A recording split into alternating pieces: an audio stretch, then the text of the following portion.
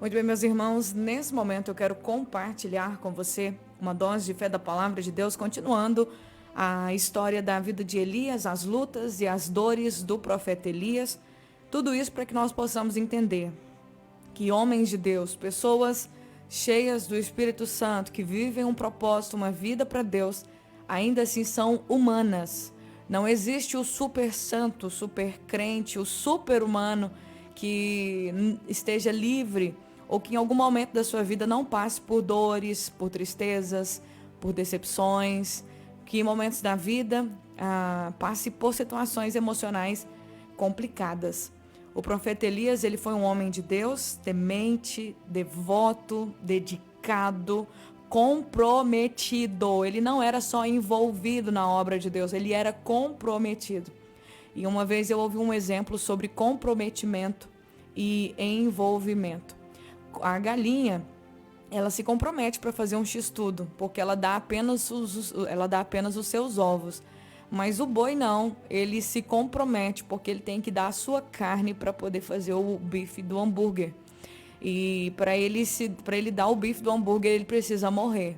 Então existe uma diferença muito grande entre comprometer-se do que entre envolver-se. Existem muitas pessoas que no reino de Deus só se envolvem. Elas dão sem se comprometer. Dão aquilo que apenas elas querem dar, mas não querem se comprometer com a causa. E Jesus, ele chamou os seus discípulos para levarem uma cruz. A morte de cruz era a morte mais vergonhosa que existia naquele tempo. E quando os líderes judeus decidiram, foram eles que pediram a crucificação. Quando Pilatos queria libertar Jesus, eles disseram, não, crucifica, ou crucifica, ou crucificam. Eles pediram, eles escolheram o tipo de morte que eles queriam que Jesus morresse. Por quê? Porque essa morte de cruz era uma morte de exposição, era um alerta, já era um aviso, para que todos aqueles que continuassem seguindo os ensinamentos daquele homem, olhem o fim que eles levariam. Então era isso que os líderes judeus, era a mensagem que os líderes judeus queriam passar para os discípulos de Jesus. Se vocês continuarem seguindo os ensinamentos desse homem, se vocês não pararem com isso agora, com essa seita agora, vocês vão levar o mesmo fim que ele, vocês vão ser pendurados aqui para vergonha pública de todo mundo, vocês vão ser assassinados dessa forma. Então, antes mesmo de Jesus subir à cruz, ele disse para os seus discípulos, lá em Lucas 9:23, se alguém quiser seguir-me, deve negar-se a si mesmo e tomar a sua cruz e me seguir. Então, Jesus falou de cruz sem antes subir para a cruz, mostrando assim que o reino de Deus, ele é um reino de comprometimento. É onde nós comprometemos a nossa vida, nós entregamos a nossa vida para ele. E o profeta Elias, ele era um homem extremamente comprometido com o reino de Deus. Ele ouvia as orientações do Senhor, mas ele era um humano. Então muita gente fala, depressão, ansiedade, transtorno, isso aí é demônio, está endemoniado, precisa consertar a vida com Deus. Às vezes julgam a vida das pessoas que passam, pessoas dentro da igreja que às vezes estão passando por uma situação, vão ao médico, aí o médico fala, não, você está aí com depressão. Aí quando o irmão ou a irmã fala, eu tô com depressão, aí os outros às vezes já pensam, tá com problema espiritual, tá em pecado, tá com demônio, tá com isso, tá com aquilo, e não é isso, gente. Existem situações, existem doenças que são causadas por demônios, mas existem outras que são do cotidiano, são coisas corriqueiras, são coisas que acontecem com a gente. O profeta Elias, ele teve depressão, e nós vamos terminar a história dele aqui. Ele teve por causa de quê? Por causa de tudo aquilo que eu contei para vocês ontem. Por causa de toda aquela pressão, por causa de toda aquela abnegação, a falta, a escassez que ele viveu durante 3 anos e meio. Pensa você morar de favor, pensa você viver como uma pessoa fugitiva, com medo de ser encontrado, com medo de ser capturado, de apanhar, de ser assassinado, de sofrer a mão das outras pessoas. Pensa a pressão que é viver uma situação dessa como uma pessoa fugitiva. Então, nós precisamos entender, problemas emocionais, depressão, crise de ansiedade, sofrimento, tudo isso vem por causa das coisas que não dão certo na nossa vida, por causa dos desentendimentos, por causa das traições, muitas vezes por causa da ingratidão das pessoas à nossa volta, por causa das frustrações e entre um monte de coisas, de problemas, de coisas que acontecem, né? Porque a gente vive num mundo de pessoas imperfeitas, um mundo imperfeito, e acaba que a gente acaba sofrendo essas frustrações e depois vem esses problemas emocionais. inclusive as doenças físicas. As doenças físicas, elas são uma sequência, elas são um resultado, uma consequência de maus hábitos alimentares. E de uma sequência de coisas que acontecem na nossa vida que vão levando a gente a ter um resultado de enfermidade. Mas eu quero pegar com você aqui 1 Reis 19, diz a palavra de Deus, que depois que Elias matou todos os profetas de Baal, Acabe contou tudo para Jezabel, a partir do versículo 1, depois você leia na sua casa. Acabe contou tudo para Jezabel, então a Jezabel mandou uma carta, uma mensagem para Elias dizendo que os deuses me castiguem severamente se até amanhã, nessa hora, eu não fizer com você o que você fez com os profetas de Baal. Versículo 3 é o versículo chave. Elias viveu, como eu disse, ele viveu 3 anos e meio de muitas limitações, frustrações, muita humilhação, vivendo de favor na casa dos outros, porque às vezes acontece isso na vida da gente. Às vezes acontece uma situação onde você não tem dinheiro para comprar nada para você nem para os seus filhos, às vezes nem o leite, nem a fralda, e precisa ficar pedindo ajuda para as outras pessoas ou ficar recebendo a caridade de outras pessoas. Isso é uma situação humilhante. Elias passou por isso. Aí no versículo 3, diz a palavra de Deus que Elias, quando ele recebeu aquela carta da Jezabel, ele teve medo e fugiu para salvar a sua vida. Foi para Berseba, uma cidade de Judá, e ali deixou seu servo. Ou seja, ele tinha um servo que acompanhava ele deixou seu servo ali num lugar seguro e ele fugiu sozinho. Depois ele foi sozinho para o deserto, caminhando o dia todo. Sentou-se debaixo de uma giesta e orou, pedindo para morrer. Já basta, Senhor, disse ele, tira minha vida, pois não sou melhor que meus antepassados que já morreram. Então ele se deitou debaixo do pé da giesta e dormiu. Enquanto dormia, um anjo tocou e disse, levanta-se e coma. Então Elias olhou ao redor, viu perto da sua cabeça um pão assado sobre pedras quentes e um jarro de água. Ele comeu, bebeu e se deitou novamente. O anjo do Senhor voltou, tocou mais uma vez, ele disse, levante-se e coma um pouco mais. Do contrário, não aguentará a viagem que tem pela frente. Elias se levantou, comeu e bebeu, e o alimento lhe deu forças para uma jornada de 40 dias e 40 noites até o Monte Sinai, que é o monte de Deus. Bom, primeiro eu quero pegar aqui com você essa questão do Elias, ele sentir medo e fugir. Bom, ele foi ameaçado, até então ele pensou, agora vai dar tudo bem, e às vezes ele teve uma vitória ali aparente, e às vezes nós temos uma guinada na vida, às vezes você vem de uma sequência de muitas frustrações, e de repente algo bom acontece, e você pensa, agora eu vou ter um alívio de todas as dores que eu passei, um alívio de todo o mal, e de repente acontece uma coisa pior do que o que aconteceu naquele período de sofrimento. Elias estava assim, 3 anos e meio de sofrimento, acontece uma coisa muito boa, ele mostra para Israel que Deus é Deus, e agora acontece uma coisa muito ruim, pior do que o que aconteceu antes. Ele é ameaçado de morte e ele foge porque ele teve medo. A depressão é o medo. Medo de quê, gente? Medo do futuro. Crise de ansiedade também crise de ansiedade anda junto com medo, porque é o medo da vida, é o medo do futuro, é o medo do que pode acontecer.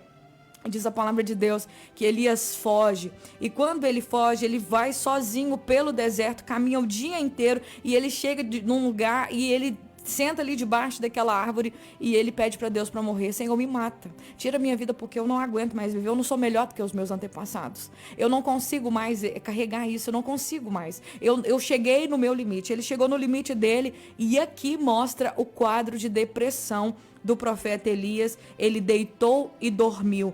Ele dormiu, e dessa vez Deus honrou. Deus começou um processo de cura na vida do Elias, porque agora não foi corvos que alimentaram ele. Ele não passou pela humilhação de comer uma carne vinda pela boca de um pássaro. Ele não passou pela humilhação de ser alimentado por uma viúva. Um anjo veio alimentá-lo. Deus enviou um anjo para trazer pão e água para ele.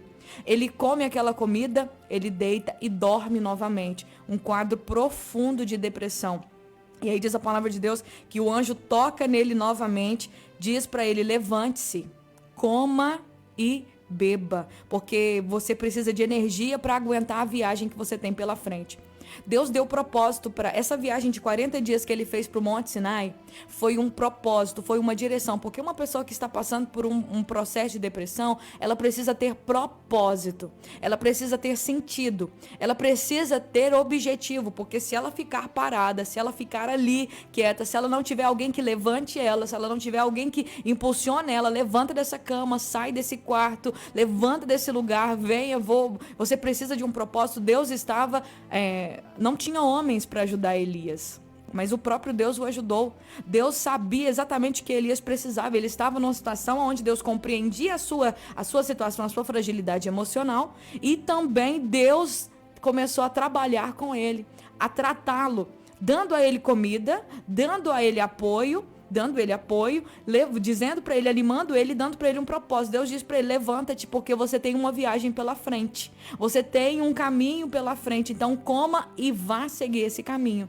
Então ele se levantou daquele lugar. Ele ainda não estava 100% bem, mas ele levantou-se daquele lugar porque ele teve um incentivo do alto, ele teve um incentivo de Deus. Poderia ser uma pessoa que Deus colocasse aqui no caminho dele, mas ele levantou-se, comeu aquela comida e ele andou 40 dias. E depois que ele andou 40 dias e 40 noites, quando ele chegou lá no monte, ele encontrou uma caverna. E o que ele foi fazer? Ele ainda não estava bem. Ele entrou nessa caverna e passou a noite ali. Até que Deus aparece para ele e pergunta: Elias, o que você faz aqui? O que você faz aqui? Por que você está nesse lugar? A pergunta de às vezes a pessoa que está passando por um problema emocional é não saber o que ela tem que fazer da vida. Aonde ela está, quem ela é, qual propósito ela tem. E aí diz a palavra de Deus que Elias responde: eu tenho servido com zelo ao Senhor, o Deus dos exércitos. Contudo, os israelitas quebraram a aliança contigo, derrubaram teus altares, mataram os teus profetas. Sou o único que restou e agora também procuram me matar. Então a sensação, o que causou essa questão dessa extrema tristeza, dessa vontade de morrer do profeta Elias? Ele achar que ele estava sozinho, ele achar que ele era o único, ele achar que tinha acabado, que não tinha mais jeito, que o povo de Israel estava desviado mesmo, que ninguém queria saber da vontade de Deus, que ninguém queria saber de Deus, que ninguém queria saber de mais nada. Ele estava sozinho, a sensação dele é que ele estava sozinho. Deus mandou ele sair da caverna. Enquanto ele estava ali, diz a palavra de Deus que passou um forte vendaval e atingiu um monte. E diz que era tão intenso que as pedras se soltaram no monte diante do Senhor, mas o Senhor não estava no vento. Depois do vento veio um terremoto, mas o Senhor também não estava no terremoto. Depois do terremoto veio um fogo, mas o Senhor não estava no fogo. E logo depois veio um vento suave, suave como um sussurro. E quando Elias ouviu, cobriu o rosto com a capa, saiu e ficou na entrada da caverna, e uma voz lhe disse: o que você faz aqui, Elias? Quando Deus estava nessa visão, nisso que aconteceu, do vento forte, do terremoto e do fogo passar e depois uma brisa suave, Deus estava dizendo para Elias: eu sei as suas lutas. Eu sei o forte vento que bateu sobre a sua vida nos últimos anos. Eu sei dos terremotos. Eu sei da instabilidade. Eu sei do que aconteceu. Eu sei que você está passando por uma prova de fogo. Eu sei das tuas lutas, mas eu tenho refrigério para você. Eu tenho refrigério para você, porque não é mais no passado que você deve viver, não é mais nas lutas que você deve estar, porque Deus não estava no vento mais, Deus não estava no terremoto, Deus não estava no fogo, o Senhor estava na brisa, o Senhor estava na calmaria. Então, ou seja, Elias deveria entender que aquele momento agora era o momento que Deus iria sanar todas as suas dores, que tudo aquilo que causou para ele o sofrimento iria acabar. E diz a palavra de Deus que Deus ainda volta a perguntar para ele mais uma vez, questão de saber quem é, o que você está fazendo aqui? O que você está fazendo aqui? Quem é você? O que você está fazendo aqui, Elias? E ele diz novamente: Senhor, eu servi ao Senhor. Ele ainda estava preso nas coisas que tinham acontecido no seu passado. Então, depressão é excesso de passado. Era necessário ele se desprender das coisas que tinham acontecido. Eu servi ao Senhor, eu fiz tudo, os israelitas quebraram tua aliança, só eu fiquei. Mas aí agora Deus traz a cura para Elias. Nesse exato momento Deus traz a cura para Elias. Sabe qual foi a cura de Elias? Eu vou ler para vocês. Então o Senhor lhe disse: volte pelo caminho por onde você veio, vá para o deserto de Damasco. Quando chegar lá você vai ungir Azael para rei da Síria. Depois também você vai ungir Jeú, neto de Ninsi, para rei de Israel, e unge Eliseu, filho de Safate, da cidade de Abel-Meolá para substituir você como meu profeta. Quem escapar da espada de Azael será morto por Jeú, e quem escapar da espada de Jeú será morto por Eliseu. No entanto, preservarei 7.000 de Israel, que nunca se prostraram diante de Baal, nem o beijaram. Aqui foi a cura de Elias, porque Deus deu para ele propósito. Deus deu para ele objetivo. Você sofreu tudo que sofreu, passou por tudo que passou, pelo amor do meu nome, você fez a minha vontade. Eu sei que as suas lutas foram terríveis, mas eu estou te oferecendo agora esperança de futuro. Então a cura da depressão está na onde? Na esperança de futuro. É saber que Deus tem algo melhor para você amanhã. É saber que o que você já viveu está no passado, não vai voltar mais. Isso serve para fazer você crescer. Isso serve para fazer você ficar forte. Então, quando Elias recebeu o propósito de Deus, qual foi o propósito? Você vai ungir Azael, rei da Síria. O lugar que você esteve estrangeiro, agora você vai ungir aquele homem lá para ser rei daquele lugar. Deus trouxe honra para a vida de Elias. No lugar onde ele foi humilhado como estrangeiro, lá em Sidom. E Deus diz para ele, você vai ungir o Jeú para ser rei em Israel. O lugar onde ele foi perseguido, agora ele iria ungir o rei de Israel. E você vai ungir um profeta para concluir o seu ministério profético, porque eu entendo que o seu tempo aqui já acabou. Cumpra o seu propósito. Então a cura do Elias estava no propósito, na esperança do futuro. E a cura da depressão de qualquer pessoa está em acreditar, esperar, na esperança de um futuro melhor. Então ter esperança, ter propósito de vida, tudo isso ajuda uma pessoa que está passando por uma situação de depressão, e Deus entendeu. Então esse capítulo todo aqui, quando você vê essas coisas acontecendo, é Deus tratando as dores de Elias, é Deus tratando a depressão de Elias, é Deus falando. Deus sabe, gente, Deus é perfeito, Ele sabe como tratar as nossas dores. Então quando Elias ali estava sozinho, não tinha ninguém, não tinha psicólogo, psiquiatra, psicanalistas, não tinha remédio, não tinha nada, Deus estava tratando ele, mostrando para ele que o passado ficou para trás, que Deus estava no presente, que Deus tinha o melhor para ele, que Deus tinha algo grande para ele. Deus deu a esperança para ele do futuro. Deus mostrou para ele que o trabalho dele não foi vão, e no final das contas ele não estava sozinho, porque existia ainda assim 7.000 joelhos em Israel que não se dobraram diante de Baal, que aquela luta dele contra a idolatria e a apostasia não foi em vão. Ainda existiam 7.000 pessoas que não se prostraram e não beijaram e não reverenciaram a idolatria do povo de Israel, dos reis de Israel. Então o trabalho dele não foi inútil. Deus deu para ele esperança do futuro. Então que eu e você possamos entender através dessa história. Existem problemas emocionais que não são espirituais. Existem problemas emocionais que são problemas emocionais, que precisam ser tratados através do companheirismo, do amor, da ajuda, de estar junto, de alimentar, de falar com a pessoa, levanta, vem, eu tô junto com você, você vai vencer essa. Deus tem o melhor para você no futuro, Deus tem o melhor para você. E se você está passando por uma situação dessa, semelhante à do profeta Elias, eu quero dizer para você, Deus tem o melhor para você. Deus tem hoje para você, Ele tem a calmaria para o seu coração. Deus hoje tem esperança para o seu futuro amanhã. Saiba que Deus tem o melhor para você. Você não é o seu passado. Não permita o seu passado apagar o seu presente e acabar com o seu futuro. Mas perdoe, libere-se do que aconteceu, deixa Deus curar suas feridas, permita que hoje Deus faça na sua vida essa calmaria, Ele te dá um propósito, saiba que existe um futuro maravilhoso, como diz o próprio apóstolo Paulo, as coisas que o olho não viu, que o ouvido não ouviu, que jamais chegou no coração do homem, são as coisas que Deus preparou para nós. Então tenha fé. Se você perdeu a fé na humanidade, perdeu a fé nas pessoas, perdeu a fé na vida, não perca a sua fé em Jesus Cristo. Firma os seus olhos nele, fixe-se nele, porque ele tem um futuro incrível para você, que você nunca viu, que você nunca imaginou, mais do que você já sonhou na sua vida, é o que Deus tem para você. Nesse momento eu convido você a orar comigo. Senhor, obrigado pela tua palavra, eu te louvo, Jesus, peço que o Senhor venha curar os corações, restaurar as vidas, as mentes, as emoções, é o que eu te peço, porque só o Senhor pode fazer aquilo que o homem não pode. Em nome de Jesus, amém e amém.